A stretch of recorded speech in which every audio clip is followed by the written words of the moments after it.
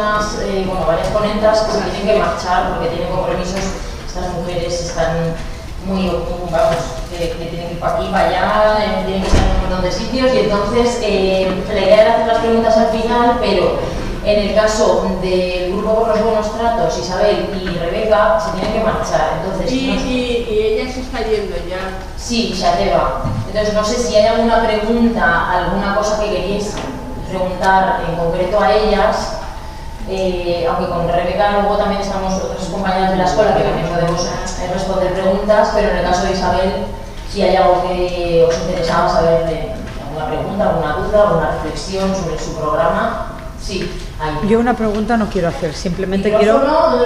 quiero felicitar la mesa porque me ha parecido sensacional. Las tres ponentas totalmente coordinadas y las prácticas que han explicado son maravillosas, o sea que felicitarlas. Acuérdate de estas que están aquí ahora. No, ahora después muy bien. Muy bien, la verdad que sí, han respetado los tiempos y eso se lo agradece un montón para la marcha de la jornada. Bueno, pues si no hay ninguna pregunta, gracias de nuevo y nada, que os cuidéis mucho. Nos vemos pronto.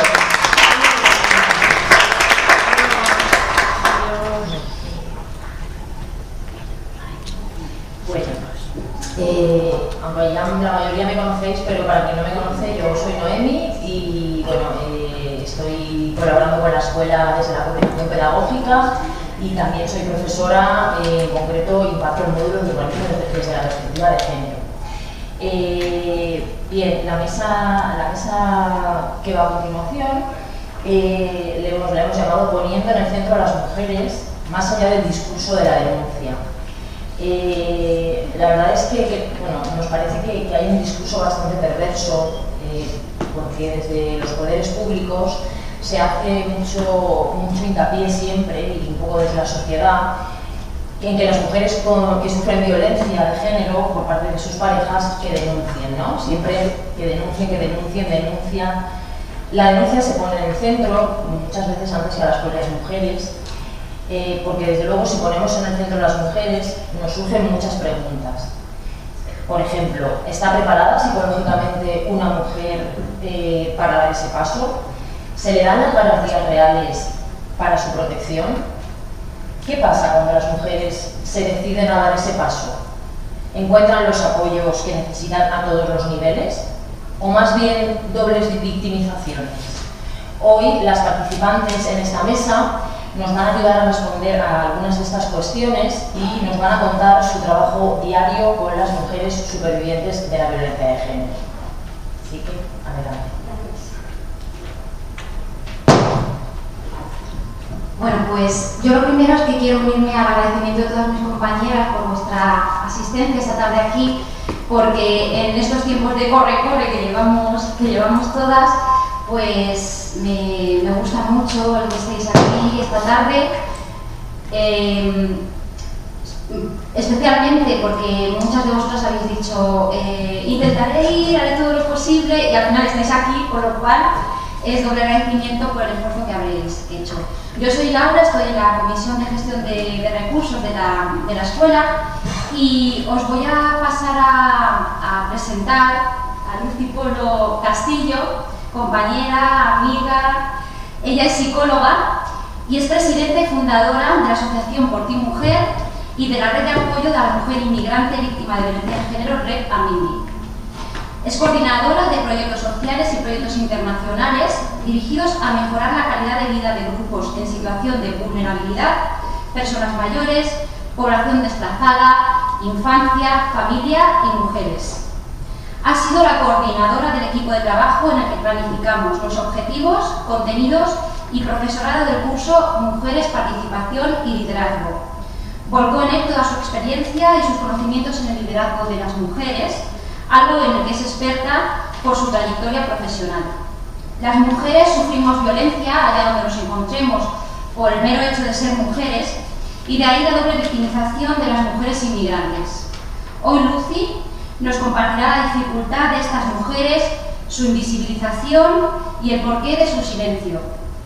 Desde la Red Amindi están apoyándolas con su campaña contra la violencia de género No Más frente al maltrato, pone en marcha sus derechos, que este año han centrado en el reconocimiento de sus derechos que por serles desconocidos no pueden ejercer. Es una campaña que se viene desarrollando desde hace 3 años y nació como una iniciativa de la Asociación Por Ti Mujer. Y no quiero robarle más tiempo, así es que dejamos conducir. Vale,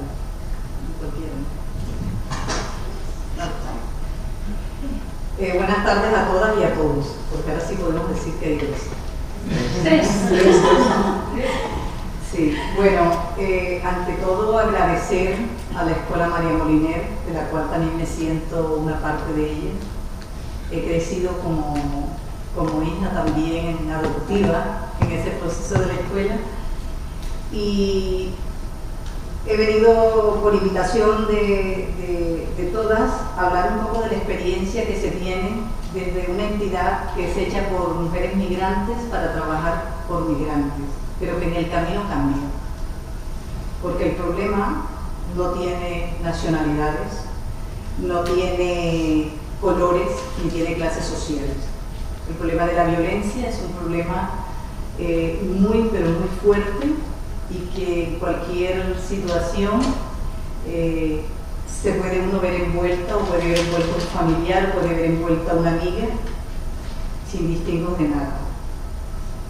La Asociación Por Ti Mujer es una asociación que fue creada en el 2009 por iniciativa de un grupo de compañeras que veníamos trabajando en Colombia en la parte social, en un instituto que trabajaba por el tema de género, tema social, todo lo de familia. Y aquí nos dimos cuenta acá en España de que comenzamos un día a hablar y, bueno, mira, es importante continuar la labor que veníamos desarrollando allá. Porque las mujeres migrantes, como nosotras, que habían llegado, empezaron a presentar una cantidad de problemas y por el solo hecho de su situación regular o irregular, estamos hablando de hace unos 14 años, donde aquello había mucha más dificultad para obtener la documentación. Las mujeres comenzaron a ver en la Asociación Por Ti Mujer ese espacio donde podían encontrarse con sus amigas, con sus hermanos y que podían abordarse sus problemáticas. Y a partir de ahí nos planteamos, vamos a trabajar por estas temáticas, vamos a trabajar por la integración principalmente, porque es ahí donde está la clave de la verdadera inclusión social, en la integración. Y iniciamos 4 áreas para trabajar, que era la integración de la mujer, el acogimiento, la formación, cómo podíamos ayudarlas a encontrar trabajo, cómo podíamos ayudarlas en muchas de sus problemáticas, pero no estaba el problema de la violencia de género. Eso no estaba palpado dentro de esos objetivos iniciales, sino trabajaremos por el desarrollo integral. Y en la medida que fue transcurriendo el tiempo, se empezaron a presentar, y si nos acordamos, hacia 2000, hace aproximadamente unos 10 años, aproximadamente unos 8 o 7 años, comenzaron a presentarse todas estas situaciones, más en las mujeres migrantes, y no tenían dónde acudir, ni desconocían totalmente la situación. Pensaban en algunas situaciones que por cuestiones, y no justifico que tenga que ver la violencia de género por la parte cultural, no lo estoy justificando, pero también es la otra parte, las mujeres aquí empezamos a tener derechos. Las mujeres migrantes no sabían en algunos momentos de que si eran maltratadas podían dirigirse a una entidad, tenían ayudas, porque dentro de nuestros países, por nuestras culturas, ese machismo está impregnado totalmente, y esa sociedad patriarcal se mira más, se sufre más, porque un ejemplo, una chica boliviana entender, no es que más bien porque toma yo me siento culpable de que me ha pegado porque me he pintado, ¿me entiendes? O sea, eran situaciones y era cambiar un poco el contexto y empezar a trabajar esas situaciones de cortar muchos patrones que eran un poco culturales en la visión y en asumir esto es el maltrato. De ahí comenzó nuestra tarea, nuestra visión, a enfatizar, tenemos que trabajar por las mujeres, por nuestras mujeres, porque las mujeres están sufriendo y nosotras somos su voz. Somos un grupo de mujeres profesionales con el compromiso de que ellas están fiándose de nosotras. Y así ha empezado esta labor que hemos iniciado hace 5 años, y el resultado, en la medida que hemos ido avanzando, ha sido precisamente visibilizar la problemática que las mujeres migrantes tienen frente al tema del maltrato. Como al comienzo le comentaba a Laura y a Noemí que traía una intervención, pensé que podíamos hablar sobre algún tipo de ponencias, pero vamos enfáticamente a hablar sobre la buena práctica que viene desarrollando Por Ti Mujer en la temática de violencia de género. Entonces, hace 3 años, luego de toda la situación que empezamos a ver, tenemos que idearnos algo. La formamos, las acogemos, pero nosotras como mujeres migrantes tenemos que buscar qué herramientas necesitan estas mujeres para poder cambiar ese chip, y cómo ellas pueden también concientizarse de que tienen derechos. Y nosotras en ese proceso somos un grupo de amigas que también las ha acogido y las acompañará y las guiará por donde tienen que darse para que ellas puedan cambiar esa sensación y esa solución que tenían. Organizamos una escuela de empoderamiento con una herramienta que nos sirviera de integración para las mujeres, de inserción, de participación, como estrategia para prevenir la violencia de género hacia las mujeres migrantes en la Comunidad Valenciana. Y esa escuela de empoderamiento le dimos, vamos a trabajar con 4 áreas específicas. El objetivo de ella era fortalecer esas capacidades que las mujeres migrantes traían, porque muchas mujeres migrantes vienen formadas y sufren esa doble marginación por el trabajo que les toca asumir, porque les toca trabajar doble, les toca trabajar para sostener sus casas en los países. Y luego, si han venido por reagrupación familiar, por el marido les toca aguantarse, porque el marido es quien sostiene en un momento la potestad de su estadía en el Estado español. Él es el que tiene la tarjeta. Por ende, dependen algunas cosas de ellos. Y tienen que aguantarse el maltrato. Entonces teníamos que empezar a darle herramientas. Y una de ellas era trabajar con esas capacidades que traían las mujeres. Brindarles precisamente herramientas para que ellas pudieran tener una plena autonomía y un desarrollo y una transformación social y personal. Y como es transversal, trabajamos la parte de la integración. Ahí se trabajaba con temas se trabaja con formación e idiomas. Sobre todo teníamos muchas dificultades con mujeres que no son latinoamericanas, con las dificultades del idioma, que saben muy bien la dificultad que cuesta entenderlo. Se trabajaba y se ha trabajado con la igualdad de oportunidades y la parte clave, la prevención de la violencia de género, porque entendemos, ahí era donde estaba la clave de nuestra actuación. Lo primero, un empoderamiento social. En la parte de empoderamiento social incluimos todo un programa que se llama Apoyo Psicosocial a Mujeres Inmigrantes. Ese apoyo psicosocial trabaja con todo lo que es el apoyo jurídico a las mujeres, la orientación, el voluntariado social, y trabaja con la otra parte que es cómo trabajamos el autoestima, cómo trabajamos el duelo migratorio, cómo se trabaja esa estoy aquí pero quiero estar en mi país y no me permite afianzarme en el país donde estoy. En un momento no sabemos de dónde somos, hemos ido perdiendo muchas cosas. Y esa parte de empoderamiento social, y esa parte es una de las partes más importantes para que las mujeres inmigrantes puedan cambiar.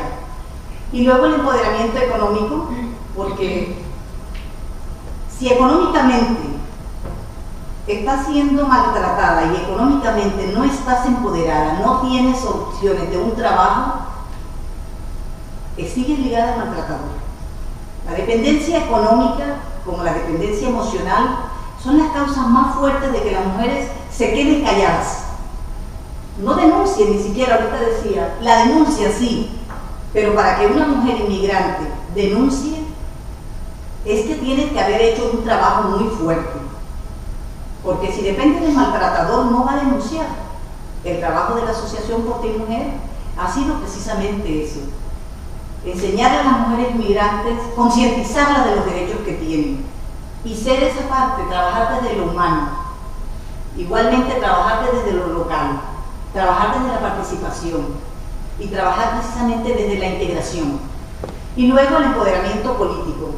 Y aquí vamos a una parte que lleva la escuela y que lo hace desde la perspectiva para construir precisamente las líderes, pero nosotros en lo local, en Mislata, donde estamos trabajando, entendemos que las mujeres migrantes tienen que empezar a formar parte del AMPA, tienen que empezar a formar parte de las asociaciones de sus municipios, tienen que empezar a formar parte de todos los movimientos asociativos del municipio, porque es la única forma de visibilizar su trabajo, de participar en los cambios y en las transformaciones precisamente locales.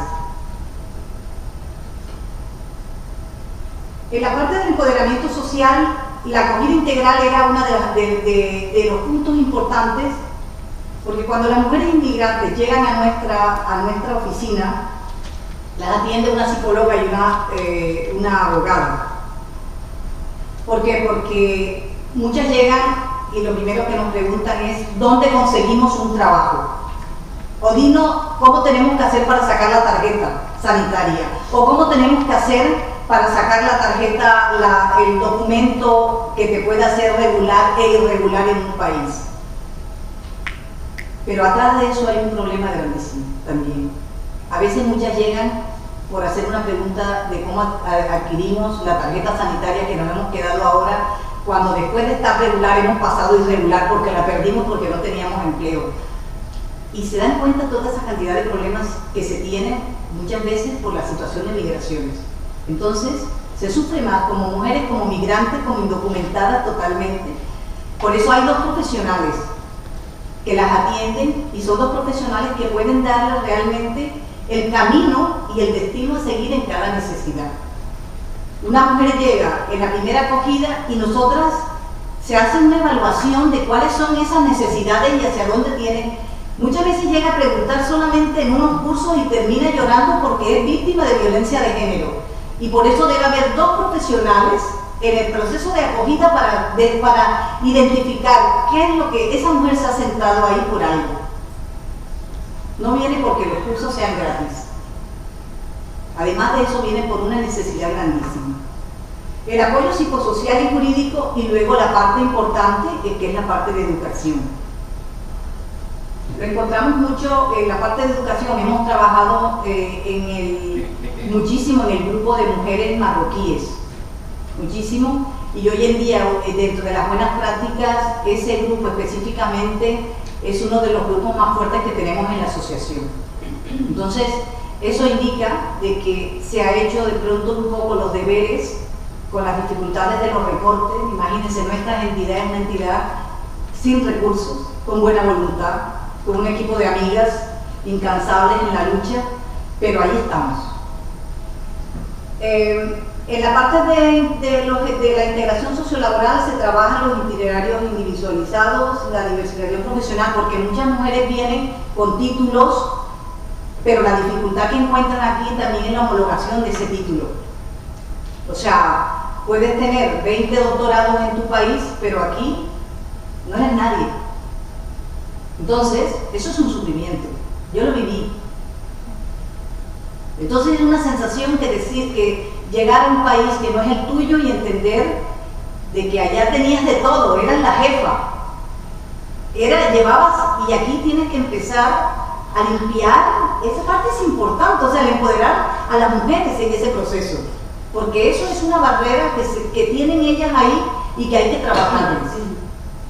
Y lo otro es el autoempleo, donde estaba precisamente la clave de la entidad. La Asociación Por Ti Mujer trabaja el empoderamiento económico como una de las herramientas principales contra la violencia de género. Tenemos una empresa que hemos constituido desde hace 3 años, que es una empresa de catering social. Hemos tenido opciones en la María Moliner el año pasado, antepasado, de estar con ellas también cuando hubo el seminario.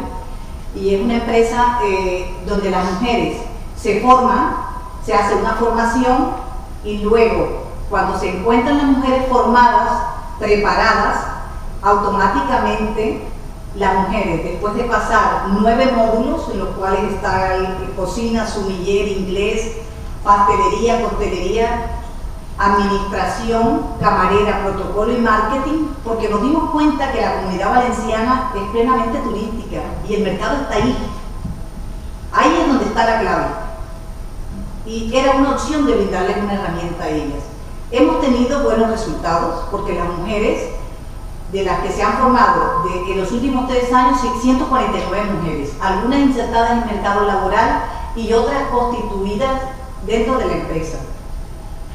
Y en la parte del empoderamiento político, que es el proceso por el cual se ha comenzado, lo hemos establecido, y le comentaba aquí a la compañera, con el Ayuntamiento de Bilbao. Hay un proyecto, un programa que se lleva desde Bilbao, y nosotras nos sorprendimos cuando presentamos también nuestra propuesta, y era cómo a través de los 8 programas que la asociación tiene, formar agentes de empoderamiento y que esas mujeres puedan multiplicar en sus comunidades también todo este proceso de empoderamiento y de participación.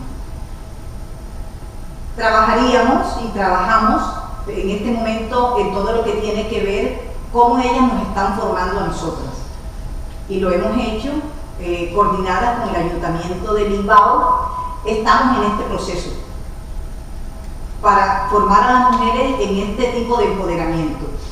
Es un poco cómo puede la escuela y cómo a través de una escuela de empoderamiento se puede trabajar las 3 líneas, podemos brindarle las herramientas a las mujeres y podemos romper ese esquema y ese vínculo del maltrato, que aunque tengan el empleo, lo importante es que haya una transformación personal, una transformación social de su entorno, y que ellas se sientan verdaderamente mujeres con derechos.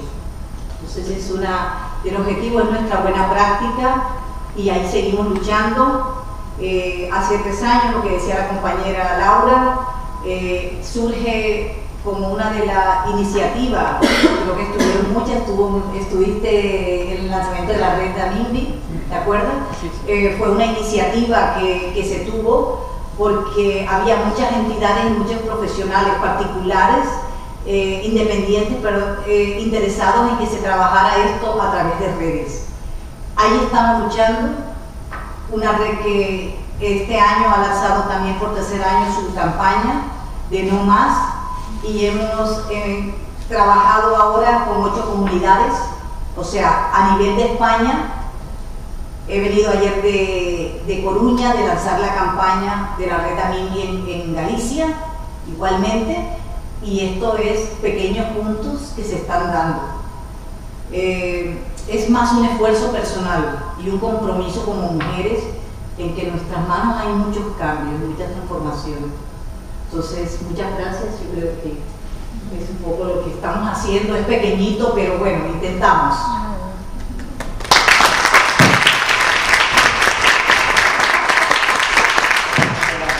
Con la que cuentas esa buena práctica que desde luego hacéis desde la asociación. Vamos a continuar con Bagea. Bueno, ella tiene un currículum bastante largo, del cual yo he extraído un poco las cosas así más importantes. Ella es socióloga, está haciendo en la actualidad su doctorado sobre masculinidades y género, es además agente de igualdad y experta en políticas europeas de género. A día de hoy es coordinadora nacional del programa de igualdad entre mujeres y hombres de Fundación CEPAIN por la convivencia y la cohesión social. Cuenta con experiencia como formadora también a profesionales en protocolos de actuación en violencia de género. Bueno, yo he de decir que CEPAIN, por desgracia, en el tercer sector, en el mundo de las ONGs, pues pese a que son entidades muy comprometidas, pues no todas las ONGs tienen perspectiva de género ni tienen conciencia de género, como antes os había hablado en otra mesa. CEPAIN es una de estas ONGs pionera en introducir la perspectiva de género tanto en su estructura organizacional como en todos los proyectos que llevan a cabo. Y yo creo que eso también tiene mucho que ver con que me consta que hay mujeres dentro con mucha conciencia feminista. Entonces, bueno, pues hoy Baquea pues viene a contarnos qué hace CEPAIN ante la violencia contra las mujeres. Así que, Baquea. Muchas gracias por la presentación. Ya que yo el currículum realmente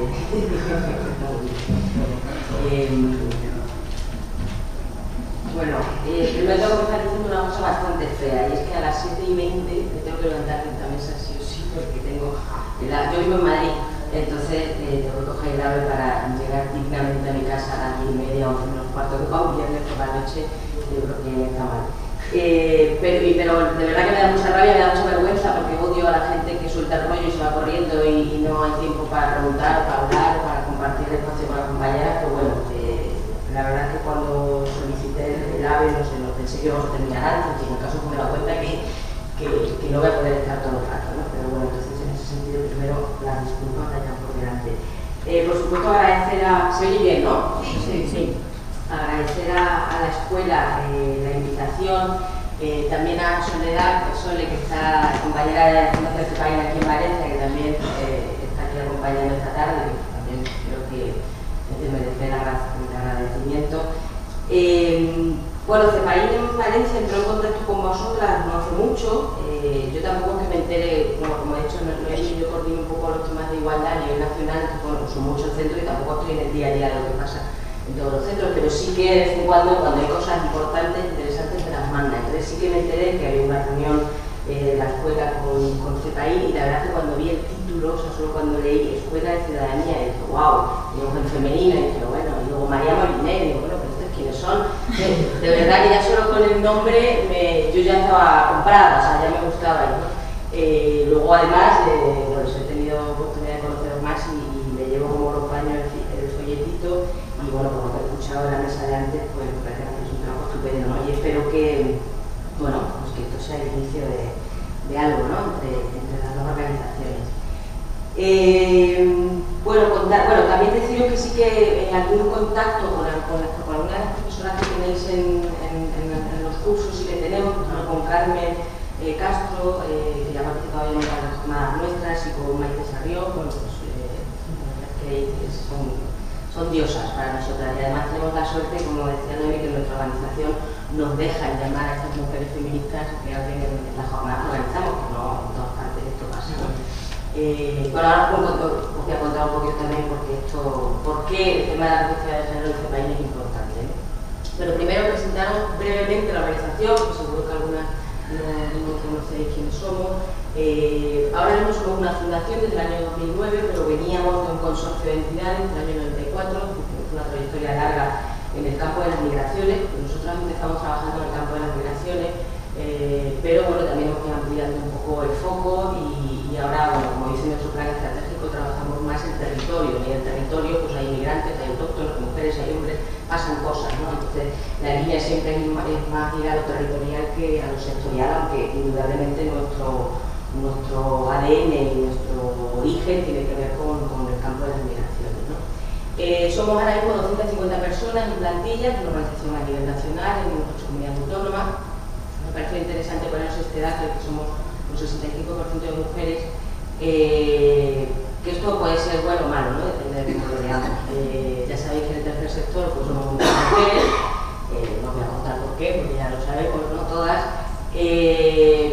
Bueno, el diagnóstico que hicimos en su momento cuando realizamos el plan de igualdad nos devolvió una fotografía más o menos igualitaria en relación a dónde estábamos colocadas las mujeres y los hombres en la jerarquía de la organización, por lo menos lo que son los cuerpos técnicos, pero es verdad que cuando haces una mirada, por ejemplo, al patronato, hemos dicho que somos una fundación, pues sigue habiendo más hombres, además con un número importante. Es una pelea, siempre cada vez que podemos lo decimos, pero curiosamente en los dos últimos años vuelven a, cuando de pronto hay una vacante y se puede entrar un nuevo patrono, pues es un nuevo patrono, ¿no? Entonces, bueno, las resistencias están y contra esas pues seguimos ahí dando la mano. Ya sabéis que este trabajo de género es de hormiguita, de mosca cojonera, que es una expresión que digo yo, y que está todo el día recordando, ¿no? Que el tema es importante y que además no podemos mirar al otro lado por algunas condiciones.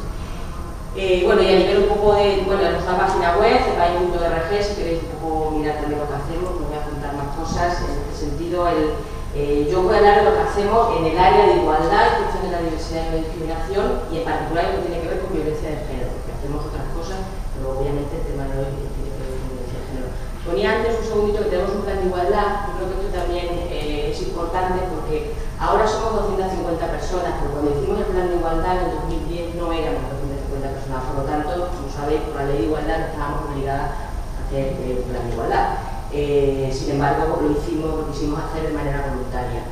Tuvimos una pequeña financiación que en su momento daba el Ministerio para empresas y organizaciones que quisieran implementar el plan de igualdad. Es un plan que nos lo hizo Fundación Mujeres, como que conocéis, una organización sobre todo madrileña bastante importante, y en aquella época sobre todo tenía mucho peso, estaba especializada en temas de igualdad y en concreto era nuestro plan de igualdad. Es verdad que es un plan de igualdad que, claro, a mis jefes, a los patronos, a toda esta gente les gusta mucho decirlo, lo dicen en todas partes, pero yo lo digo siempre un poco con la boca chica, porque bueno, sí, tenemos un plan de igualdad muy bonito y está colgado, pero ¿se cumple o no se cumple? Lo hemos evaluado, es del 2010, la realidad de la plantilla en el 2010 no tiene nada que ver con la del 2014, entonces me sorprendo cuando también escucho al director de este país decir, tenemos que hacer el segundo plan de igualdad, y yo, pero bueno, un segundo, no se han cumplido, lo que se ha primero, lo hemos evaluado, pero bueno, ya sabéis, ya está. Entonces, bueno, pero lo bueno es que son fuerzas que nos contrarrestamos dentro de la organización, y cuando Eva tan para adelante, pues nosotras tiramos un poco para atrás, ¿no? ¿Sabéis qué pasa también? Esto, por ejemplo, un plan de igualdad en una organización como la nuestra, el trabajo que está vinculado a eso es un trabajo que te lo tienes que sacar del pellejo y que son horas extras, es decir, que eso no está vinculado a ningún proyecto, hoy por hoy no está vinculado a ninguna financiación, entonces, bueno, pues se hace en los ratos libres, es decir, que cuando acaba tu coordinación de todos los proyectos que sí tienes subvención y a los que tienes que entregar memorias con unos plazos y unos no sé qué, pues en esos ratos que te quedan, pues dices, oye, el plan de igualdad, pues mira, y hacemos un plan de conciliación y tal, entonces por eso siempre es un tema que lo tenemos pendiente. Bueno, os he puesto ahí, ya sabéis, las organizaciones y las organizaciones del tercer sector, sobre todo nos gusta hacer planes estratégicos y por lo que somos, por eso son nuestros objetivos y demás, creo que está bien. Bueno, ahí tenéis la misión, que tampoco vamos a perder tiempo en eso, pero como os he dicho antes, trabajamos en el campo de las migraciones, pero con un enfoque cada vez más territorial y de ampliar el marco, ¿no? Pero sí es interesante la visión, es decir, y además esto está por escrito, ¿no? Si leéis un poco como la tercera, segunda línea, dice que sabéis que la visión es a donde queremos llegar, ¿no? Es decir, una cosa es lo que hacemos, otra cosa es, bueno, cómo pensamos que debería ser este país en unos años, qué queremos ser, ¿no? Y veréis que dice que queremos ser un referente práctico y teórico en la aplicación coherente de políticas transversales de interculturalidad, gestión de la diversidad e igualdad de género. Por lo tanto, está ahí puesto en el plan estratégico. También en los valores de la organización, que son 7, si no recuerdo más, pues hay 2 importantísimos para nuestra área de trabajo, el de igualdad de trato y no discriminación y el de igualdad de oportunidades entre mujeres y hombres. Entonces, bueno, esto está bien que aparezca por escrito, porque si no, al final estos temas parece que eso es una pelea tuya dentro de la organización, que es una maniática, que es una feminista, que no, perdona, esto lo dice. Estos son los valores de la organización, esto lo dice en el plan estratégico y por lo tanto son objetivos igual de legítimos que la integración social de los inmigrantes o que haya una formación ocupacional a un determinado grupo de desempleados, ¿no? Bueno, ¿y de dónde viene todo esto? Porque claro, este país no fue siempre así. Bueno, pues para nosotras, para nosotros, como queráis. Todo comienza un poco con la participación en los proyectos europeos, en los SICUAR en concreto. Supongo que os suenan, ya no existen, desgraciadamente, eran proyectos maravillosos de experimentación, sobre todo por esa parte de experimentación, era mucho dinero, eran proyectos de 2 o 3 años que permitían realmente pues, hacer cosas a medio y largo plazo. Y aquellos proyectos obligaban, ¿no? Decía la comisión, y cuando tenías que presentar un proyecto tenías que presentar una memoria de impacto de género, tenías que presentar indicadores, tenías que introducir en la ocupación de desarrollo, que era la manera en la que se organizaban los proyectos, algún organismo de igualdad. Por ejemplo, en nuestro caso, en los primeros SICUAR estaba el Instituto de la Mujer como un organismo que velaba por el principio de igualdad de oportunidades dentro del proyecto. Y realmente ese es el momento primero en que este país empieza a pensar en estas cosas de género. Tampoco es para fustigarlos, porque tampoco antes del 2000 había mucha gente que hablaba de estas cosas y hablábamos de estas cosas pues las que hablábamos de estas cosas, ¿no? Pero no era algo para nada que estuviera muy en la agenda o que realmente organizaciones que no eran estaban especializadas en temas de género se lo estuvieran planteando, ¿no? Entonces realmente a partir de ahí, bueno, pues empezamos a hacer acciones específicas con mujeres, empezamos a formar gente dentro de la organización en temas de género. Y por supuesto, como decía antes, el papel del Instituto de la Mujer dentro de la agrupación de desarrollo pues, fue fundamental, ¿no? Esto es importante porque cuando acabaron los 2 SICUAR en los que se CEPAIN estuvo, que fue el periodo 2002-2004 y luego 2004-2006, es el momento en el que CEPAIN desarrolla su primer plan estratégico y en aquel momento tenía que decidir, tuvo que decidir cuáles iban a ser las áreas de trabajo y decidió que iba a haber un área de igualdad. Pero igual que lo decidió, podría no haberlo decidido, es decir, que fue gracias al trabajo en los SICUA y a la experiencia que yo me he supuesto, y supongo el hecho de que estuviera yo y que estuvieran otras compañeras, bueno, porque el tema les interesaba, que seguían las mojetitas, cómo me iban a echar, tenía que encontrar también un puesto de trabajo ya que terminábamos los SICUA, entonces pues decidieron crear el área de igualdad. Bueno, no, esto es de broma, pero bueno, parte de razón ahí, ¿no? Bueno, entonces a partir del Equal, os voy a contar el primer acercamiento que tenemos al tema de la violencia de género en este país, es el Equal Bembea, que es en el año 2004-2005, en el que lo primero que planteamos es hacer una investigación sobre violencia de género en mujeres migrantes. Pensar que estaba en el año 2005-2006, no se hablaba ni muchísimo menos lo que se habla ahora de violencia de género en mujeres migrantes. Si pensáis, por ejemplo, la macroencuesta del Instituto de la Mujer en el 2006, creo que es la tercera, cuando introduce ya la variable origen a la hora de cruzar los datos, pero anteriormente a eso no lo hacía, por lo tanto era una realidad que ni siquiera, y es que tampoco es la macroencuesta de los de grandes datos y tampoco de fiarse mucho, pero bueno, es una herramienta, ¿no? Pero ni siquiera contemplaba, cuando entrevistaba a las mujeres, no se les preguntaba por el origen, ¿no?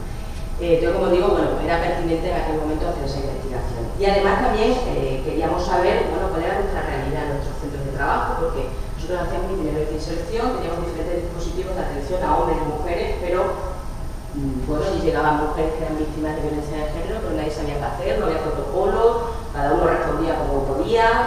Pues si te tocaba la suerte que te atendía una persona que estuviera concienciada, una profesional del equipo, que estuviera formada y que conociera los recursos, pues te hacían una buena atención, una buena derivación, pero si no tenías esa suerte, bueno, en resumen, que la organización no tenía un protocolo de actuación en condiciones para responder a esta demanda. Pero como digo, lo primero teníamos que saber si realmente estábamos detectando casos. Entonces hizo un pequeño cuestionario, tanto a profesionales de CEPAIN como de Cruz Roja, porque en este proyecto estaba también Cruz Roja a nivel nacional, para conocer el grado de detección que tenían estos profesionales, pero estoy hablando de dispositivos de inserción sociolaboral, no de dispositivos de atención a la violencia de género. Es decir, en el plan de empleo, en la gente que iba a buscar trabajo, bueno, y se vio que el 90-95% de las orientadoras laborales, de los orientadores laborales, tenían habitualmente contacto con mujeres víctimas de violencia de género. Bueno, a partir de ahí dije, bueno, hay que hacer algo, ¿no? Como si, yo suelo poner un ejemplo, como si descubres que tu plantilla, el 30% de la plantilla tiene una discapacidad y va a enseñar el trabajo y no pones una rampa o no pones un ascensor, ¿no? Pues entonces, de pronto descubrimos que había una realidad a la que no estábamos atendiendo y que desde luego no podíamos mirar para otro lado. Siempre con una idea muy clara. No se trataba, ni se trata de que CEPAIN se convierta en una organización especializada en la atención a víctimas de violencia de género, porque eso ya lo hay, y hay gente que lo hace muy bien. Lo que sí que queremos es que en la medida en la que nosotros atendemos mujeres inmigrantes, bueno, no seamos un muro, sino que podamos ser un filtro y un canal de derivación, primero de detección y luego de derivación adecuado, de que las mujeres que pasen por nuestras manos, permitiendo la expresión, bueno, sean correctamente atendidas y derivadas. Y eso pasa porque los profesionales tengan una formación y demás. Bueno, estoy enrollando muchísimo y me queda mucho.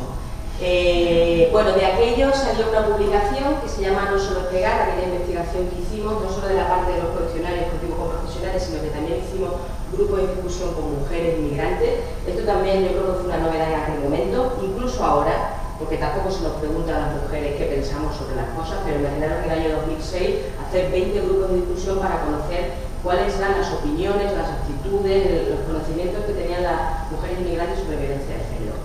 También para romper un mito que lo teníamos dentro de la organización, pero que también estaba fuera, y lo ha dicho la compañera, vincular violencia de género e inmigración con temas culturales, ¿no? Entonces parece, de vez en cuando, no sé qué cosa, que las mujeres inmigrantes, porque son de otra cultura, no sufren igual la violencia, o no la entienden igual, o de alguna forma alguien la legitima porque no sé qué cosa cultural, ¿no? Entonces, y os digo, y pasaba incluso entre compañeros que trabajaban en la organización. Y lo que descubrimos claramente es que las mujeres tienen que igual, da igual de la nacionalidad que sean, la violencia es violencia, se sufre, se padece, se es víctima de la misma manera. Otra cosa es que puede haber peculiaridades en la manera de gestionar, en el acercamiento a los recursos. Obviamente, si no conozco el idioma, pues es una dificultad añadida, pero lo que tenía que ver con la conceptualización y con la vivencia de la violencia de género era igual. Esa publicación está en la web, si alguien la quiere, es antigua, pues es una publicación del año 2007, obviamente son ya datos, bueno, han pasado ya 2 años, pero bueno, que ahí está y que en aquel momento yo creo que tuvo cierta novedad. Participaba también la Universidad Complutense en la investigación. Bueno, el siguiente paso que hicimos en temas de violencia de género fue participar en un DAFNE. Supongo que conocéis los DAFNE, que son programas de la Comisión, programas de la Comisión Europea para trabajar específicamente el tema de violencia hacia mujeres y niñas. Fuimos, digamos, como socios, no como líderes, y ganar un DAFNE es una cosa muy difícil. No sé si alguien se ha presentado alguna vez, es muy difícil. Entonces ir de socio es lo mejor que te puede pasar, porque hay otras que hacen el proyecto, tú luego te llevas un poquito de dinero y luego haces tus actividades, pero no tienes el marrón ni el peso de gestionar un proyecto de esas características. Y ahora han pasado porque sabéis que los DAFNE como tales han desaparecido. La nueva convocatoria de los programas europeos, ahora la convocatoria se llama Ciudadanía, no sé qué, no sé cuánto. Bueno, tiene las 3 nombres, entonces han englobado una única convocatoria, el DAFNE y otro que otras 2 cosas más. Lo cual no es bueno, porque eso es menos dinero para muchas más cosas, ¿no? Pero bueno, pero ahora no sé bastante los nombres, pero bueno, eso lo podéis buscar. Y bueno, aquel DAFNE nos sirvió de mucho porque, a ver, lideraba el proyecto la Universidad de Padova, y la Universidad de Padova nos buscó porque había visto la investigación que habíamos hecho, la que os contaba antes de Nosotros Pegar. Ellas querían hacer una investigación muy parecida, pero en Italia, con mujeres inmigrantes. Y nosotros decimos, bueno, pero nosotras eso ya lo hemos hecho. Nosotras lo que queremos hacer, y con lo que nos damos ganas en aquel igual, es preguntarle a los hombres. Porque las mujeres, pues ya sabemos lo que pensamos más o menos, ¿no? Pero ¿qué piensan los hombres? Bueno, aquello les chirrió de momento, pero luego aceptaron. Entonces aquello nos permitió hacer una pequeña investigación, fueron 2 grupos de discusión, es decir, una investigación pequeña, que se ha traducido en una publicación, no sé si se ve bien ahí, que se llama ¿Y ellos qué? Opiniones y actitudes de los hombres ante la violencia de género. Esto sí que es más reciente, esto tiene 1 año y medio, también está en la web. Y también, ahora os voy a contar, también fue un momento importante porque también ha empezado a marcar una línea estratégica dentro del área que es empezar a trabajar con hombres. Yo sé que esto es un tema polémico, por lo menos lo ha sido durante muchos años. Esto hace unos años decirlo en una mesa como esta y en un espacio feminista te era una piedra. Yo era la primera que tiraba las piedras, o sea, y cuando alguien del público me preguntaba ¿cuándo vais a trabajar con los hombres? Yo decía que no, que trabaje usted con los hombres. Y además siempre decía, bueno, serán los hombres los que tendrán que trabajar con los hombres. Cuando yo tenga compañeros de trabajo que les empiece a preocupar este tema y que diga, oye, me voy a juntar con otros hombres y voy a hablar sobre mi masculinidad y tal, pues estupendo, pero yo decía, es que yo no sé hacerlo además, porque eso tendrá que, dice, eso requiere unas metodologías específicas, requiere un análisis específico y eso no es voy a trabajar con hombres. Bueno, el caso es que gracias a este acercamiento que hicimos con el DAFNE, pues tuvimos que leer y ahí también cuando yo empecé a leer por primera vez temas de nuevas masculinidades, bueno, sobre todo sabéis que eso en España está un poquito desarrollado, pero en Estados Unidos y en otros espacios sí que hay bastante literatura, en América Latina también hay cosas. Y aquí, bueno, empieza, ¿no? Ahí tenemos a Paco Abril y a Iges y otra gente que está trabajando en esto.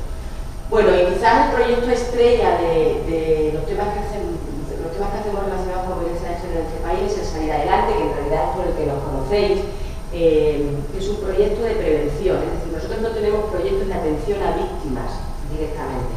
Ahora bien, las mujeres que participan en Salir Adelante, cuando las juntamos en el taller y nos ponemos a hablar, resulta que de las 15, 8 son víctimas de violencia de género, pero en principio nosotros no las seleccionamos por eso, ni son mujeres derivadas de una casa de acogida, ni son mujeres en general, por decirlo de alguna forma, ¿no?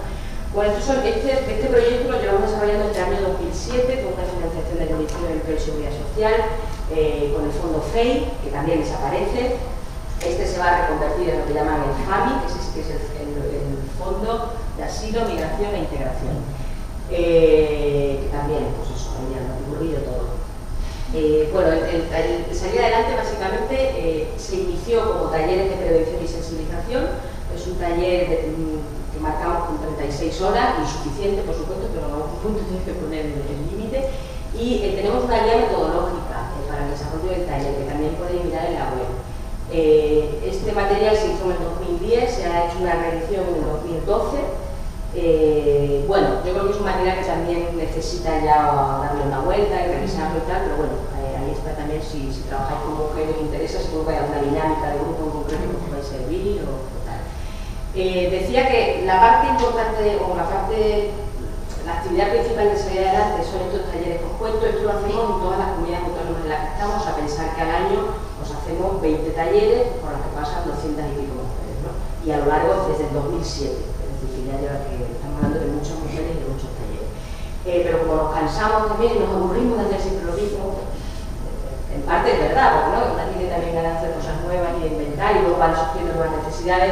Hemos introducido dos actividades nuevas en ese proyecto. Una, lo que llamamos curso de dinamizadora comunitaria para la prevención de la violencia, que me ha recordado a lo que ha contado Luis y de los agentes de empoderamiento, pues un poco en esa línea, ¿no? De formar a mujeres que a su vez puedan convertirse ellas en agentes de cambio y en formadoras de otras mujeres. La verdad es que con este curso lo pasamos divina, o sea, que lo pasamos muy bien. Las formadoras que hacen estos talleres disfrutan mucho porque realmente son mujeres ya un poco más cualificadas, mujeres que incluso en sus países de origen pues eran trabajadoras sociales, eran mujeres que participaban en asociaciones, bueno, gente que tiene interés por lo social y con la que ya puedes establecer otro tipo de diálogos, de todo conceptual, ¿no? Ya puedes hablar realmente de conceptos más teóricos, de violencia de género y tal. Entonces, bueno, pues se les da una formación para que ellas, como digo, repliquen un poco lo aprendido. Vale. Y la otra actividad que hemos introducido nueva son los talleres de hombres, pues digo que es esta cosa que estamos comenzando a hacer y que desde luego creo que es necesario. O sea, yo creo que hemos pasado por diferentes fases en las políticas de igualdad, en nuestro propio crecimiento como mujeres, como feministas, como profesionales, y desde luego toca trabajar con hombres. No sé si lo tendremos que hacer nosotras, ellos, todos juntos, o separados, pero nosotras nos podremos empoderar hasta el infinito y llegar al cielo, pero si no hay un replanteamiento y un cambio en los hombres, esto no hay tutía. Y entonces, la verdad es que no sé en qué momento hicimos el clic, pero lo hicimos y prefiero trabajar yo con hombres que lo hagan otros, quiero decir, porque yo sé desde dónde lo voy a hacer y yo sé que lo voy a hacer desde una perspectiva feminista, desde una perspectiva de género, y mejor hacerlo así que no que la crisis y el descontento de los hombres en muchas facetas se canalice por otros lados, que se canaliza de hecho en neomachismos, en asociaciones de hombres por la custodia y todas estas cosas, ¿no? O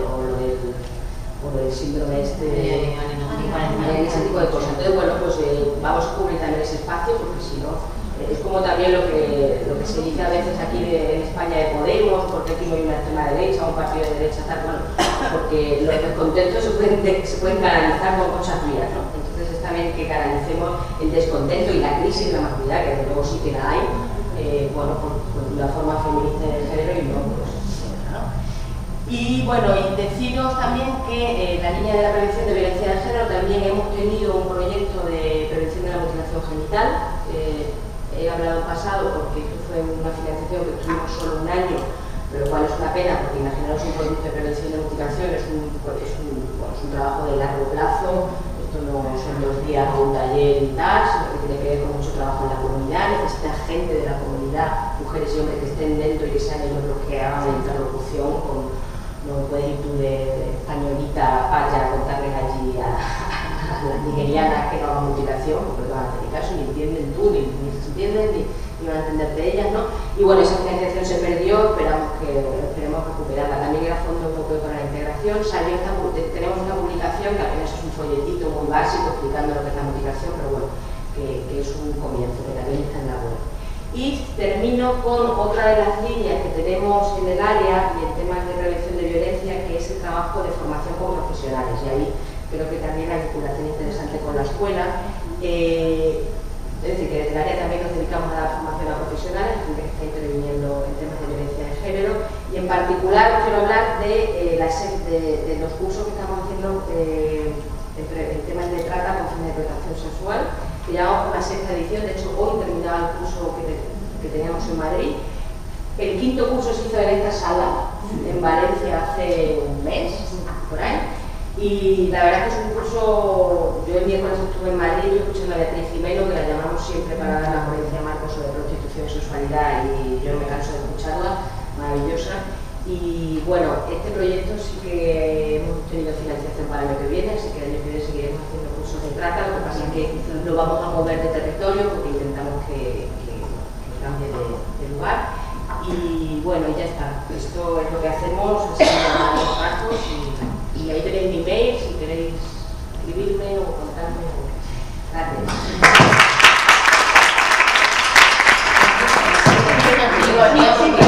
Por ahora, desde que lo has cortado, hija mía, qué buena capacidad de hablar en público y de sintetizar. Así que yo creo que se ha ganado los bomboncitos para el camino. Una compañera, por favor, que se los pueda dar antes de que se... Muchas gracias. De verdad que nos vemos. Lo pases bien en el... Que terminéis bien. Gracias. Bueno, pues yo voy a pasar a presentaros ahora a Carmen Soto, pero me gustaría puntualizar dos cositas, dos mensajes claves que nos han dejado Lucy y Baquea con sus ponencias. Una es la importancia del empoderamiento de las mujeres para poder decidir por nosotras y para nosotras. Es muy importante. La perspectiva de género de la que nos ha hablado Baquea, la importancia que tiene la formación de las profesionales y de los profesionales para dar una buena atención a las mujeres que la requieren, para poder también, a través de la formación con perspectiva de género, incluir la igualdad en las agendas políticas. Son dos pilares básicos, que los hemos resaltado en el curso de Mujeres, Participación y Liderazgo. Y luego, una tercera cosita que, si me permite, Carmen, voy a coger 30 segunditos de tu tiempo. Es también agradeceros a vosotros que estáis aquí, porque, bueno, que podamos tener en estos foros de debate a hombres es muy importante, porque, bueno, muchas personas piensan que la violencia de género solamente es problema de las mujeres porque la sufrimos, porque somos las víctimas, las maltratadas, pero hay dos partes del problema, hombres y mujeres, y que hoy estéis aquí vosotros acompañándonos, pues es muy importante, porque a través de vosotros sabemos que el mensaje lo vais a visibilizar a vuestros compañeros. Por eso, gracias por estar aquí. Y ahora voy a Es que no quería que se me pasara, gracias Carmen. Bueno, y ahora voy a pasar a presentar a Carmen, otra de nuestras compañeras. Bueno, ella es Carmen Soto, es activista de derechos humanos en Amnistía Internacional. Ha estado trabajando en diversos estamentos de la organización desde 1979. Actualmente pertenece al área de trabajo por mujeres del grupo de Amnistía Internacional de Valencia y también coordina este trabajo a nivel autonómico. La realidad, como así constatan los propios testimonios de las mujeres, es que existe un discurso perverso, pues como nos viene a contar Carmen, muchos son los obstáculos a los que se enfrentan las mujeres cuando denuncian. Y es lo que queremos que esta tarde, Carmen. Rápidamente. Muy bien. Lamento no haber traído, por esto teníamos problemas con el... Hay tiempo, Tranquila que hay tiempo. O sea, que, pero todas más nos lo pueden enviar por escrito. Perfecto. Y aquí se me oye bien, ¿no? Sí. Bueno, como han hecho mis compañeras de mesa y de anterior mesa, dar las gracias por la invitación. Amnistía Internacional de verdad que lo agradece, porque como organización de derechos humanos con una gran trayectoria desde 1961, que trabaja desde los primeros momentos de su formación en 1961 en Londres el tema de la mujer, cuando aquí yo recuerdo que hasta no sé, un poco, no nos echaban piedras, pero casi, ¿no? Cuando hablábamos de estos temas en España, en unos momentos difíciles antes de la transición, durante la transición, etcétera, era bastante complicado, incluso los derechos humanos. Bueno, pues en este aspecto agradezco en nombre de la organización que nos hayáis invitado y también felicito a las personas, a las compañeras que han estado en la mesa anteriormente y en esta, y quiero decir que como activista de derechos humanos pues he aprendido bastante. Muchísimas gracias por vuestro trabajo a todas. Bien, hay una cosa que hemos empezado hoy la sesión, la jornada, cuando nuestra compañera nos ha dicho que había ya 44 mujeres asesinadas, hay dos más, porque esto es de la fecha de noviembre, de principios de noviembre, que han muerto a manos de sus parejas o exparejas. quiero constatar que solo 3, y es una información de Amnistía Internacional que ha constatado, solo 3 contaban, había 14 de ellas habían puesto denuncia, pero solo 3 contaban con orden de protección, solo 3. Y 38 menores se han quedado huérfanos. Aparte de la trayectoria que tenemos, que habéis contado también antes, de 600 y pico de mujeres, 756 cuenta Amnistía, desde el de enero del 2003 hasta ahora han sido asesinadas, que nosotros vamos, ningún gobierno se ha preguntado y se haya evaluado estos problemas y por qué ocurre esto. Solo a la última ministra, en el momento actual de trabajo, se le ocurrió decir que, bueno, pues que las mujeres tienen que denunciar. Y es verdad, tienen que denunciar. Pero, ¿qué pasa? ¿Por qué no denuncian? Y cuando denuncian, ¿qué pasa? Bueno, Amnistía Internacional se congratula de esa ley, apoyó y trabajó para que se vea esa ley, incluso colaboró con esa ley en un momento dado, la ley integral, porque realmente marcó un hito, un antes y un después en nuestro país. Y también que se creara, gracias a ella, la creación de juzgados de violencia contra la mujer. Y aunque Amnistía Internacional reconoce la importante labor que realizan los profesionales en este ámbito, sobre todo mujeres, tenemos que decir que sobre todo mujeres juezas y también fiscales, desde la puesta en marcha de estos juzgados, la organización alertó en la persistencia de trabas que dificultaban el acceso a la protección de las mujeres, a la protección y a la justicia. Si no hay protección, si no hay justicia y si no hay reparación, no hay defensa de los derechos humanos. Eso es algo muy importante y que ninguna ley en estos momentos en nuestro país figura. Y eso es algo que no podemos permitir, ni hombres ni mujeres. Por cierto, quiero decir que en mi organización hay más mujeres que hombres, pero hay una norma aprobada a nivel internacional y a nivel nacional que tenemos que estar muy informados en lo que se llama, nosotros aquí, perspectiva de género, estoy viendo en inglés, perspectiva de género. Tanto los chicos como las chicas tenemos que estar formados en eso, si no, no se nos permite trabajar. Tanto en el lenguaje, en las formas de actuar, creo que es un aprendizaje que tenemos dentro de la organización muy necesario y que, bueno, me congratula de saber que aquí todos estáis por esto también, congratulado. Bueno, volviendo a lo que he venido y para lo que me han invitado. Voy a hablar de los obstáculos, ¿vale? Vamos a hablar de los obstáculos. Los obstáculos que hemos presentado al gobierno español, que hemos presentado al consejero de aquí, yo estuve personalmente, que siempre nos decía que todo ya estaba previsto, que no nos preocupáramos y tal, pero no se ha hecho nada. Primero, una ley necesita de un presupuesto. Si esta ley integral no tiene presupuesto, no se desarrolla, no hay casas de acogida, no hay buenos jueces, no hay una evaluación y sobre todo no se calcula su impacto, que es algo muy importante.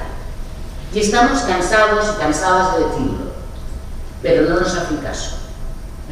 Por eso habíamos pensado, y enseguida veía los obstáculos, pero no quiero que se me pase esto, habíamos pensado una cosa, que antes creo que le he transmitido a algunos de vosotros, y aquí, y a los compañeros de la anterior mesa, y es que estamos planteando, ahora cuando pasa el 25 de noviembre y todas estas cosas que siempre nos revolucionan mucho a nivel social, vamos a plantear reuniones con organizaciones de mujeres, con entidades, con sindicatos, con partidos políticos que quieran, que estén dispuestos para ver cómo nos movilizamos para que estos 6 obstáculos de los que voy a hablar se tengan en cuenta, se evalúen y se intenten de la mejor manera posible que no sean obstáculos y soslayarlos o superarlos.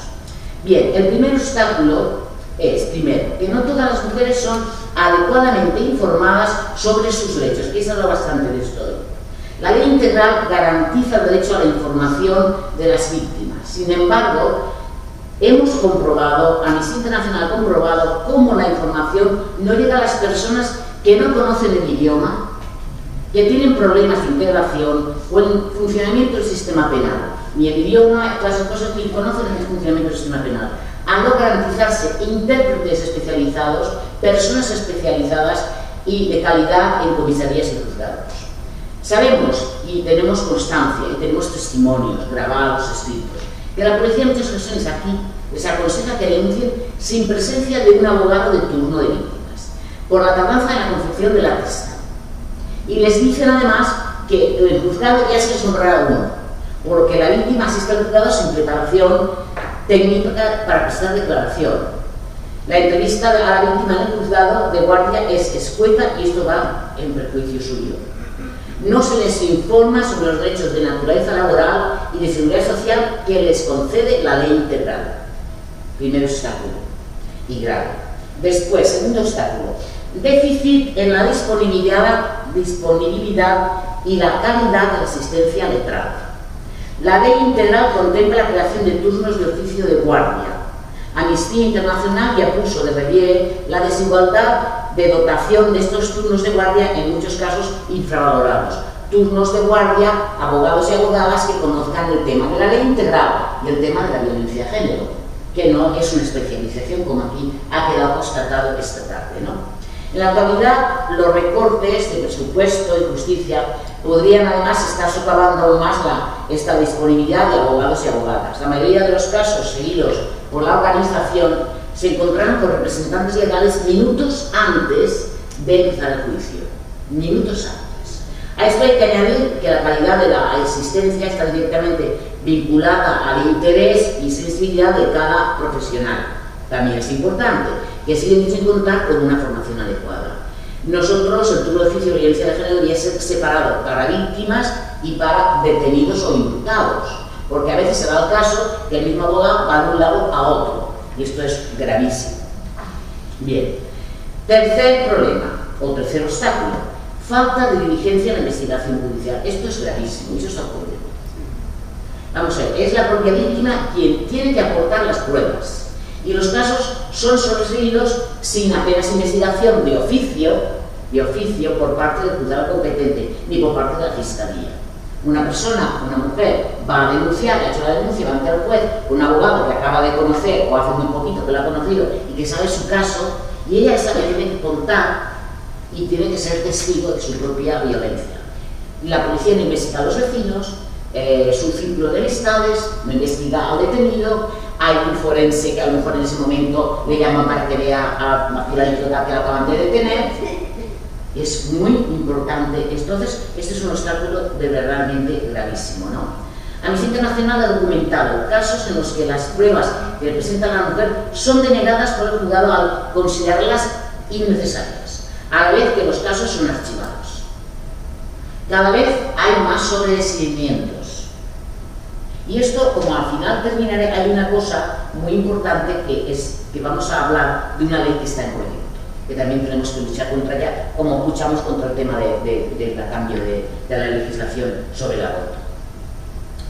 Según datos de los 48.000 actos de sobreseimiento, 48.000 en juzgados de violencia de mujer, más de 40.000 fueron dictados por este motivo, porque no había una serie de pruebas que se consideraron que no eran oportunas y necesarias. Entonces se sobreseyó el asunto.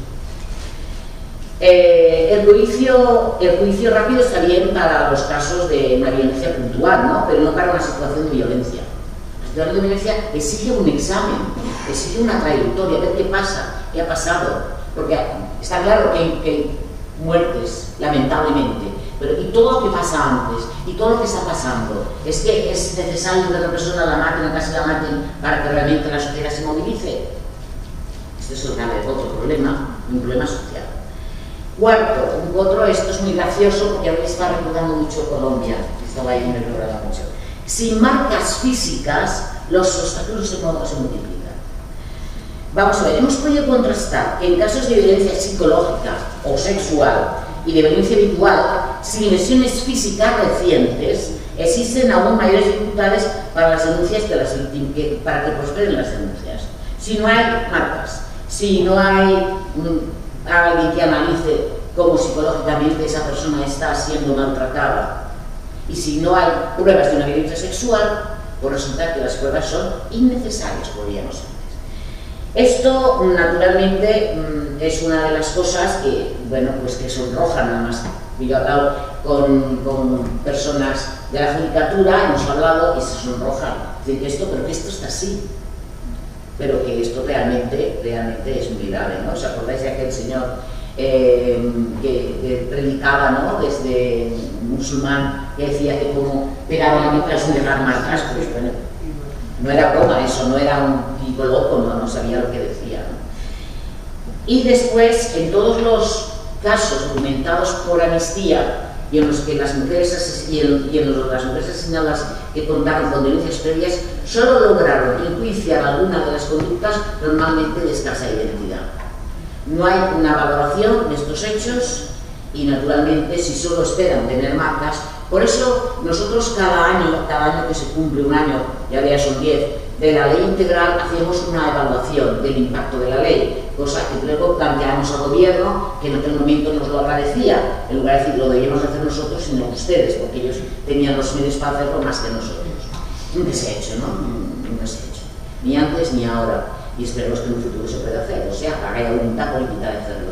Pero no sé por lo que decía, porque resulta que en ese impacto, hace 3 años hicimos una campaña que era la violencia de género es un problema de salud pública. Y tuvo también, valga la redundancia, mucho impacto. Realmente conseguimos que centros como la FE les llevamos todo un formato y todo lo que tenían que valorar cuando llegaba una persona con un problema. Yo lo pude comprobar por mí misma. Yo llegué un día con una quemadura en cierto sitio, me la he hecho yo, y bueno, no os podéis imaginar, el médico, las preguntas que me hizo, pasó en todo, vieron que era verdad, ¿no? Pero quiero decir que realmente vimos que el protocolo se estaba cumpliendo. Pero fue Amnistía Internacional quien llevó el protocolo a la FE, al Hospital General, a centros de... O sea, esto es un problema que eso, bueno, lo hicimos nosotros porque lo podíamos hacer, pero ni siquiera teníamos protocolos. Sabía que existían, pero nadie se los había mandado. Entonces era un problema de salud. El punto 5, o el obstáculo 5, es la contradenuncia como estrategia de impunidad. Eso se está dando demasiado. Hay abogados y abogadas, sobre todo, os sorprenderíais, abogadas, que dicen que, bueno, es que muchas cosas la mujer, que, bueno, pues es una cuestión de que lo denuncia, y ya está, ¿no? Pero que, bueno, que realmente en la práctica de algunos agresores te denunciaban a las mujeres. O sea, ellos lo denuncian, si tú denuncias, yo te denuncio. Yo he tenido en mi propia finca, donde vivo, un caso así. Una mujer maltrataba psicológicamente, e incluso ya cuando nos dimos cuenta que no te enteras, que le habían pegado, yo sí que intervine, porque la oí, intervenimos varios vecinos. Y bueno, y resulta que él ya previamente la denunció. Se hizo una vida, dijo que ella se lo había hecho. Consiguió que su hija mayor lo apoyara, dijera que era verdad, y se le selló el asunto. Y nada más, y se quedó ahí, sin más. Bueno, pues bien, esta práctica de algunos agresores la denunciamos. Cientos de mujeres son condenadas y se enfrentan además a penas muy similares a las de sus agresores, lo que resulta una fuente extrema de revictimación. Esto, con la contundencia que se desdibujan verdaderas situaciones de legítima defensa, los agresores se organizan mediante asociaciones, que las hay, que divulgan falsedades, como las denuncias falsas, que es lo que son acusadas muchas mujeres, y se les da un pábulo social. Ha aumentado el número de denuncias falsas, de juicios con denuncias falsas, considerablemente en el último año. Como también han remitido considerablemente las denuncias ante los juzgados de violencia, de palizas, de malos tratos físicos, ha disminuido también. Eso es muy significativo y habría que valorar el porqué. Y lo que nosotros pedimos a la Consellería, que nos estuvimos hablando con la Consellería, es que valoraran eso. ¿Por qué está ocurriendo? Pues porque, según así, a voto pronto, nos dijeron, porque está disminuyendo la violencia de género. Ya está. Pero esto no se ha analizado. Eso fue una forma de una lectura política barata, simple y de tontos. De tontos, totalmente. Y después, el sexto problema, o sexto obstáculo, prejuicios y trato irrespetuoso en la obtención del testimonio de las víctimas. La organización ha contrastado cómo las víctimas de violencia de género se enfrentan a prejuicios que ponen en duda la credibilidad de los testimonios, de su testimonio, especialmente mujeres extranjeras en situación irregular. También a falta de pruebas se las somete a duros interrogatorios para intentar desacreditar sus testimonios, una práctica contraria a las recomendaciones de organismos internacionales. Bien, y ante esto, consecuencia de todos estos obstáculos, supongo que vamos, vosotras mucho más, y aquí en la mesa también, mucho más expertas en esto que yo y que Amnistía Internacional lo saben. En primer lugar, el impacto negativo en el proceso de recuperación de estas mujeres, así como la pérdida de confianza en la justicia y en la búsqueda de protección al margen del sistema judicial, aunque para ello tengan que vivir escondidas. Esta es la primera consecuencia gravísima y que viola los derechos humanos totalmente de acuerdo en el Estado español, de acuerdo con lo que el Estado español ha firmado a nivel internacional. Por ahí se les puede coger fácilmente y lo saben. Por eso nos callan y por eso no nos podemos callar.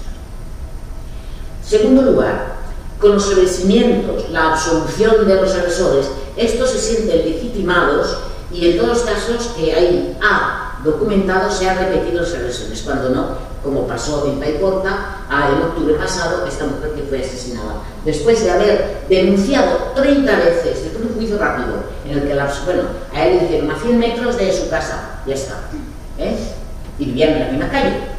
Y después de que esta señora, lamentablemente, esta víctima 30 veces había hecho denuncias de lo que le estaba pasando y nadie hizo nada, nadie movió un dedo hasta que fue asesinada. Y eso lo ha contado su familia y lo ha contado amigos y lo sabemos en algunos casos que documenta Amnistía Internacional a nivel internacional como el problema que ocurre en este país, ¿no? Y de último, la falta de evaluación consolida las malas prácticas profesionales. No todos los profesionales son expertos en eso. Y este es otro grave problema. Si hubiera una evaluación de lo que está pasando cada año, como hacemos nosotros, se darían cuenta. Y todas estas cosas no son tan difíciles de corregir, ni exigen un gran capital, en absoluto. Es una falta de voluntad política y sobre todo de asumir la violencia de género como un problema grave de derechos humanos que padecemos las mujeres y las niñas en España. Y por último, hablando de esto, de la legislación, bueno, ¿qué tendríamos que hacer? No sé si me estoy pasando un poco. Vale. Primero, ¿qué es lo que Amnistía pide? Porque cuando decimos denunciamos, les damos la solución. ¿Qué pide? Desarrollar procesos de evaluación de las medidas establecidas en la ley integral, acordes, como he dicho antes, con las obligaciones de derechos humanos y los instrumentos especializados y hacer públicos sus resultados. No darles vergüenza de que está pasando esto y nos ha pasado esto. No. Que somos ciudadanos, somos ciudadanos y ciudadanas, ¿no? Y que no somos tontos y necesitamos saber, necesitamos compartir, necesitamos realmente, siempre ahora se está hablando de que una democracia, no sé qué, pues esto es la democracia. Y si no nos informan, pues muy mal. Y además si no nos informan es que tampoco evalúan, ese es otro de los problemas, ¿no? Garantizar la especialización real de los profesionales. Esto es muy importante. Después, garantizar que la Fiscalía, a través de formación y de mecanismos de rendición de cuentas, realice una labor diligente en la persecución de los delitos relacionados con la violencia de género, especialmente en lo que respecta al impulso del procedimiento, diligencias probatorias y la investigación de la violencia habitual en esa casa, en esa familia, que ha pasado y por qué, y corregirlo. Aportar la financiación necesaria para garantizar que todos los colegios de abogados y abogadas del Estado dispongan de turnos de asistencia a víctimas de violencia de género 24 horas, integrados por abogados y abogadas suficientes en número y con formación específica en la materia. Es muy importante.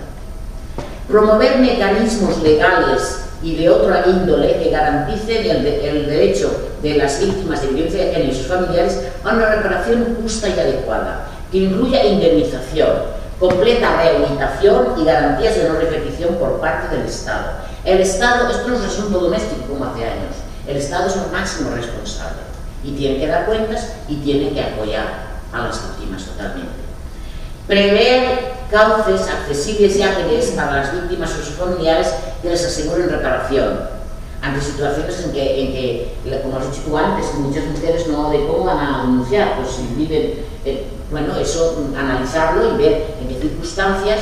Nosotros incluso hemos llegado a pedir una cosa que cuando se nos insulta a los partidos políticos es justo, y es que hay víctimas en este país, lamentablemente, no digo ya de ETA, de cualquier acto terrorista, y que tienen una paga, que tienen iniciación, que los niños hasta los 18 años están escolarizados, se preocupan de esto. Quisiéramos que eso mismo se aplicara a las mujeres víctimas de violencia de género. No necesariamente a las que han fallecido, que también, a sus familiares, a sus hijos, sino a las mujeres. Eso lo hemos pedido muchas veces. Y no sé si nos ríen un poquito, pero yo recuerdo que hace muchos años pedimos también que España firmara la Convención contra la Tortura y también se nos reía. Y yo pues la tuve que firmar, por lo menos para quedar bien, ¿no? Y también justamente hemos de decir que hubo también políticos que hicieron lo posible por firmarla. Y por último, quería denunciar dos cosas. Recientemente, quería amnistía, yo no. Recientemente, organismos internacionales como el Comité para la Eliminación de la Discriminación contra las Mujeres, llamado Comité CEDAW, que conocéis muy bien, se ha pronunciado sobre la actuación judicial en España, mostrando su enorme preocupación sobre la falta de protección a las víctimas y su reparación. Ahí falla la aplicación de los derechos humanos, la aplicación de la Declaración Universal de los Derechos Humanos. Y luego hay otra cosa que nos preocupa muchísimo, y os pasaremos información porque estamos en ello. El proyecto de ley orgánica del Estatuto de la Víctima del Delito, artículo 35. Obligación de reembolso por parte de la víctima en la ayuda recibida. Y se compara la sentencia absolutoria con la denuncia falsa. Es decir, una mujer denuncia y no hay suficientes pruebas. El juez no puede actuar de otra forma, realmente. Si la Fiscalía y la Policía no se han preocupado, pues tiene que aplicar la ley de acuerdo con lo que tiene delante. Bien, resulta que esa mujer, eso es una sentencia absolutoria. Bien, en ese proyecto de ley orgánica del Estatuto de la Víctima del Delito, pues dice que la sentencia absolutoria es igual a la denuncia falsa. Y por tanto, si ha recibido ayuda del abogado, si ha recibido ayuda de algún tipo, si el ayuntamiento la ha apoyado en esto, todo eso ha costado dinero, ella tiene que pagarlo. Efectivamente. Eso es lo que se quiere. Que es de lo que se trata. Y después van a decir que no hay violencia de género. Lamentablemente, de vez en cuando esa violencia aflora de una forma trágica y hay una mujer asesinada o una niña asesinada. Y eso es lo que os quería contar. Nada más, yo tenía que haberlo puesto ahí todo, pero yo prometo que lo voy a enviar. Muchas gracias.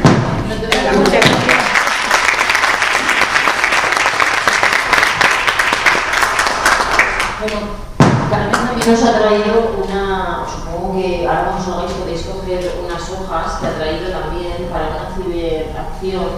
Ah, sí. Bueno, Bueno, lo quieres. sí, los pido un momentito, Claro, rápidamente. claro. Estamos trabajando en una campaña global, universal, Mi cuerpo, mis derechos, sobre la protección de los derechos sexuales y reproductivos.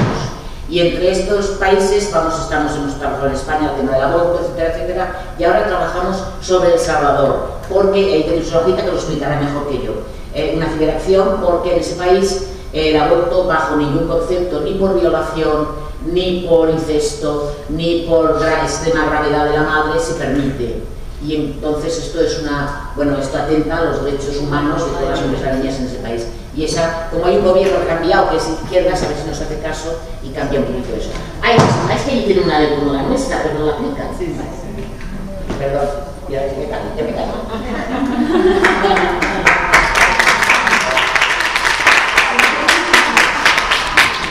Bueno, pues con ley sin amparo.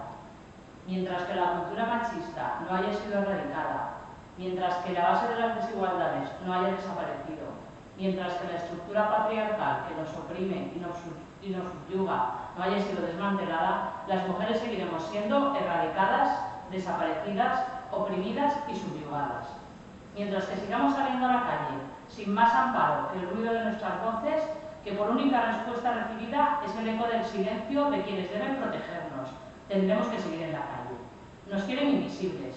Como invisible se va haciendo la ley que por días se convierte en una marca de agua, transparente, sin color, arrinconada, sin nada que la apoye para darle vida y pueda ejercer aquello para lo que fue creada: la defensa de nuestras vidas, de nuestros derechos, de nuestras hijas y de nuestros hijos. Cada día que pasa, la justicia se aleja de nosotras.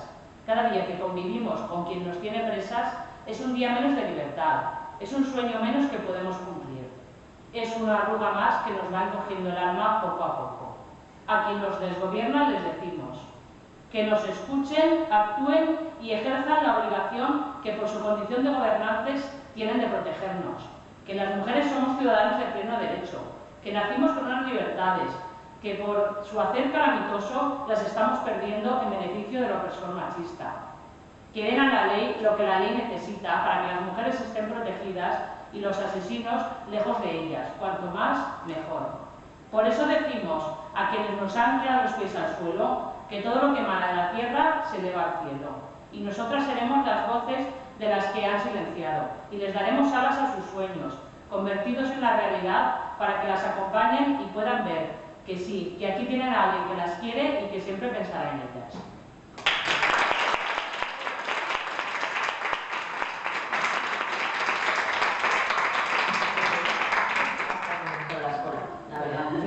Una repetición, sí. La próxima que sea una jornada entera.